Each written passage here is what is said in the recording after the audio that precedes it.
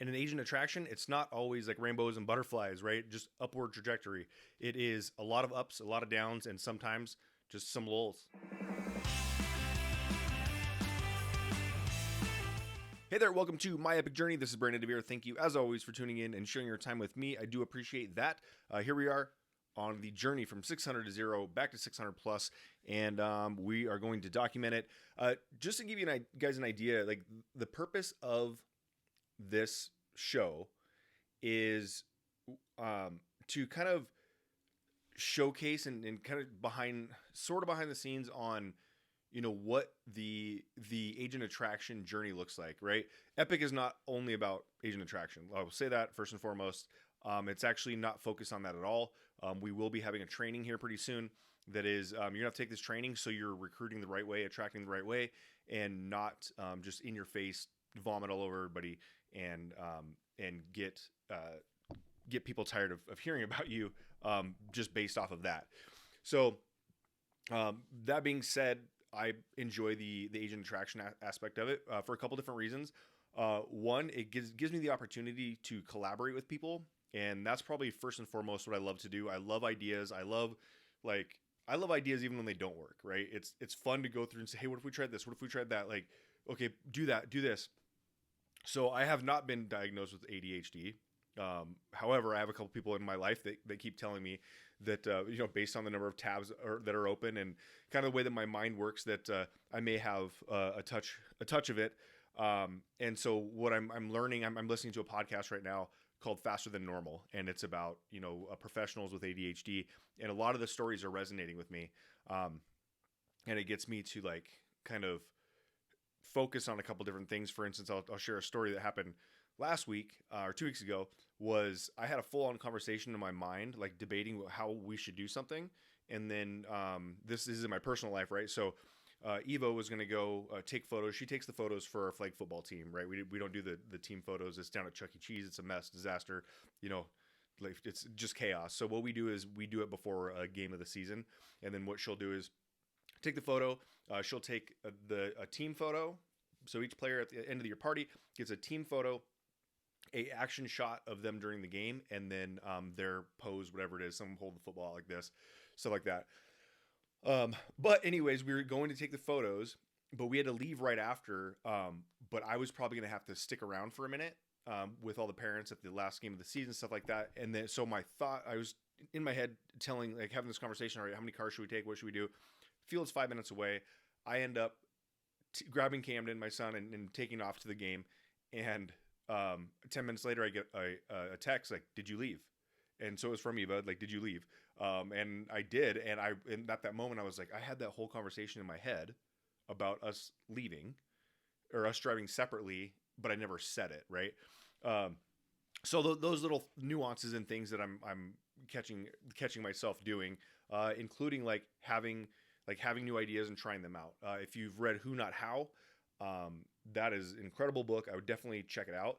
It talks about that. Also, is it Rocket Fuel? It's not Rocket Fuel. I'm trying to remember what the other book was. Oh gosh, I can't remember right now. But anyways, it talks about integrators and visionaries, and you can't have visionaries and a visionary can't be an integrator, and an integrator can't be a visionary. So I typically, even though I can integrate in quick spurts, like when I wrote my own book, like I can do the podcast and stuff like that. That's all like I can just, this right here, this video, I've knocked it down to if I only do one thing every day, it's this video. Like it's this podcast, it's these episodes, and it's as long as I can do that, I can prolong how long I'm doing something. But if I'm like, hey, I got to do this, and this all day, I'll get a little bit of each done. So just giving you a glimpse into like my brain a little bit, how that works and why I enjoy the agent attraction as opposed to traditional selling homes, like a traditional agent selling homes, is because I like to, I like to have conversations. I like to teach. I like to do all these different things in short spurts. And actually, I'm kind of talking this out like right now as I hear myself talking about it. It makes a lot of sense for what I'm doing.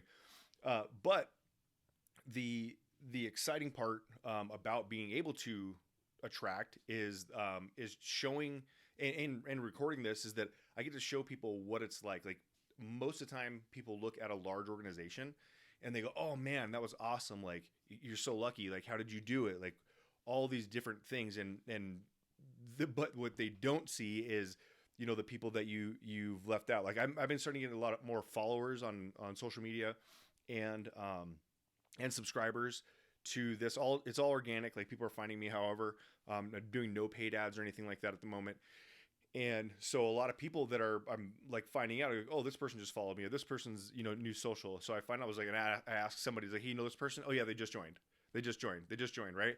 So that's awesome that people, I don't know if they're finding people or if they're being reached out to by someone else and they go and do their research and then they stumble upon, my content and then they just, enjoy it enough to follow it or subscribe, which is cool too.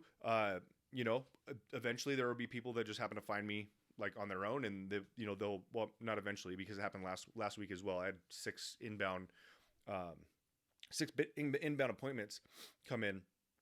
But the idea of following this to give people like my biggest thing, even when I was at EXP doing it, was I want people to believe that they can do it too, instead of looking at these people, these high, just astronomical numbers, and go, I'll never be that.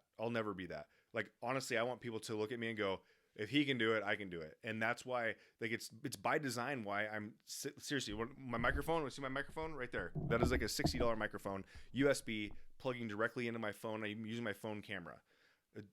It completely by design. Not only does it work, and we've talked about this before, but not only does it get the job done and my content gets heard, but anybody out there can do this same thing. Everyone already has a phone. They might not have a microphone yet. I did a podcast episode probably 2019, and because I would go teach how to start podcast classes for agents around Las Vegas, and almost every single time the same question that I would get, people would go, okay, what mic do I need? And my question or my answer would be, if I tell you what mic you need, is that gonna make you wait until you have that mic in order to start your podcast? Almost every time it's yes. Then I said, then you don't need a mic. To prove that point, in that episode, or in one of my episodes, I went on to Facebook Marketplace. I typed in USB microphone and I recorded mine. I went and bought one for $5 down in Green Valley, if you know the Las Vegas area. Went down there, bought it from some guy for $5, and I recorded that episode on there. When I held it, it was not great. You could hear like my hands touching it, but when I put it in the mic stand, you could hear it, or you couldn't hear anything wrong. Was it perfect? No, but it was a $5 microphone that I bought that said Disney on the side of it, right? So it was not like, I'm not winning any like audio awards with it, but again, remember, you're creating content to increase your likability or dislikability, right? You want to attract as much as you're going to repel, if that makes any sense. But the idea of doing all these things is giving other agents the opportunity and figuring out how they can also recruit and things like that. And things don't always go as planned. As I talked again, I'm kind of repeating a couple of things that I've talked about before. But those were the reason. The reason being is because I think yesterday I said my dad tells me that God made, or you make plans, or man made plans, God laughs. Same thing happened today. So me and one of the agents that I'd sponsored, we put on an Epique Explain video, like a lot of people have probably seen throughout other companies, and it was all he promoted everything on LinkedIn. And we had about 70 people that had registered for this event. We had 10 show up. And so I get done and I'm like, how did we get 10 to show up? And I know at least 6 of them weren't from LinkedIn, at least 6.